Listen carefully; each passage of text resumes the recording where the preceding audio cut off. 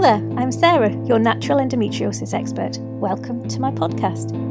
This is the place to be for information, advice and tips on managing your endometriosis naturally. I've been managing my own endo now successfully for about 20 years, and I've been running my own therapy business since 2008, helping others to do the same. If you're curious to cut through all the noise and rubbish that's out there and learn the key to managing endometriosis with minimal reliance on drugs and surgery, then this is the only podcast you'll need. Let's get started. Hello there, welcome to this week's podcast. So this week's podcast is all about getting older and endometriosis. And it comes from a question that I was asked last week. Which was, is my endometriosis going to get better or is my endometriosis going to get worse the older I get? Annoyingly, my answer is pretty much the same as any question that I get asked about endometriosis, and that is that it very much depends on how your endometriosis manifests for you.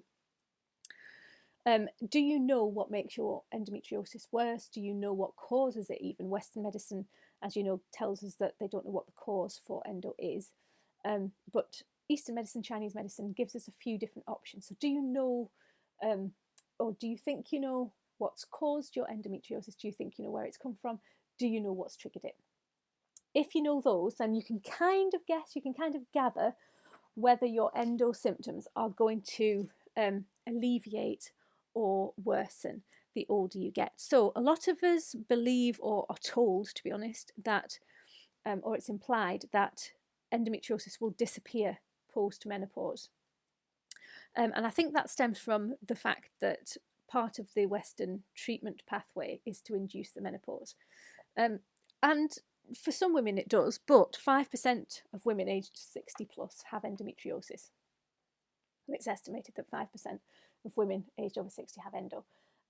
So it's not necessarily the case that it's going to disappear. And that, I think, is very much linked to how deep the endometriosis is, where the endometriosis is, and lifestyle and hormones. So we still have hormones after menopause. So if you have a distinct hormonal element to your, if your endometriosis is linked to estrogen, then obviously your symptoms are going to reduce as your estrogen levels reduce. However, if your endo is linked to other hormones or to other things, then that's not necessarily going to be the case. So there are things you can do to try and mitigate this. So it's very much lifestyle choices. It's all the stuff we talk about when we talk about managing our endometriosis naturally. None of this is particularly earth-shattering stuff. It's just knowing what to do and when to do it. So what works for you in terms of alleviating your symptoms? And all you need to do, and it sounds so simple, is to keep doing that as you're getting older. So what triggers your endometriosis? Is it stress related? Now, I talk a lot about this around women's expectations, about women's plans and inspiration and aspiration shifting as they get older. Our stress levels can massively increase. We can start to feel a little bit more discontented with our lot the older we get. We start to take a lot less crap from people the older we get. We tend to be more aligned with ourselves. Our actions tend to be more aligned with ourselves, with our true selves, the older we get. And that's not a menopause thing necessarily, although in perimenopause, that is when we tend to really sort of question how things are happening. But it's more around realising that our time is our own and our lives are our own. Maybe we've put other people first and we just get a little bit sick of putting our own needs behind us. So this is an ideal time to look at our health, at our menstrual health. So don't assume that your endometriosis is going to get worse. A lot of people talk about menopause and they talk about endo and they talk about the symptoms that they're getting and how awful it is. But exactly the same as endometriosis in general, their journey is not your journey. And there are things you can do to mitigate those symptoms. So do what you know improves your endo. So that could be lifestyle things such as reducing smoking, reducing stopping smoking, reducing sugar levels, reducing processed food, getting a bit more movement into your day, drinking water, going for massages, having acupuncture, all of those things that we talk about when we talk about managing endometriosis naturally. Do more of what works for you. If you don't know what works for you, then now's a great time to figure it out. Again, the advice varies from person to person, and knowing what triggers your endometriosis and what causes your endometriosis is essential if you're going to manage it. And it's exactly the same when you're going through menopause in terms of managing menopause, but in terms of managing your endo in conjunction with menopause as well. So that's kind of my boring answer.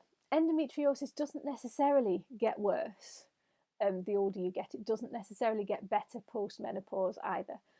If it got better post-menopause, then all the women who have either chemically or surgically induced treatment for endo, and I include myself in that, would see a complete resolution to their symptoms, and sadly we just don't. That's not to say that you won't be in the number of women, the vast majority of women, who do see an improvement of their symptoms after menopause. Now that again could be different reasons why. That can be because a lot of women feel after menopause that they do feel more aligned to themselves, they feel happier. Your periods do stop, so if your symptoms are centered around your periods, then naturally you're going to have less symptoms. But it could also be that sort of stage of life, that greater level of contentment, that greater level of feeling empowered and in control. Because a lot of women I work with, that's part of the issue. So a lot of people come to me and say, oh, do you know what, I felt better ever since I booked a call with you. And that's because that feeling of disempowerment, that feeling of being out of control, bizarrely really does impact on our endometriosis. So there could be an element of that as well. Again, it's entirely personal due to the individual. So understanding your endo, doing that 3-step process that I talk about all the time. Understand what causes your endo, what triggers your endo, what are your symptoms? Are your symptoms triggering, or are your symptoms just symptoms? Once you get to the bottom of that, you can then start to manage your symptoms, you can then start to reduce your symptoms, and the more in control of your symptoms you feel, the more in control of your symptoms you are, the more in control of your endometriosis you will be as you get older. So if you don't track everything, if you do, keep doing it, and just look to see any symptoms, any sort of cycles in your symptoms, any sort of patterns that are arising as you're getting older. But don't necessarily think that your endo is going to get worse, and don't think that it's necessarily going to get better either. Just do what you can to mitigate your own symptoms. I hope this helps. Until next time, take care. Thank you so much for tuning in today. I really hope that you found this podcast helpful. If you did, please hit follow so you can listen to more, and please also share it with anyone else who you think will benefit. And don't forget, if you're looking for women's health treatments, workshops or support within your workplace, you can find all of my services, including our monthly virtual clinic, over at www.halcyonwomenshealth.com. I'll see you next time.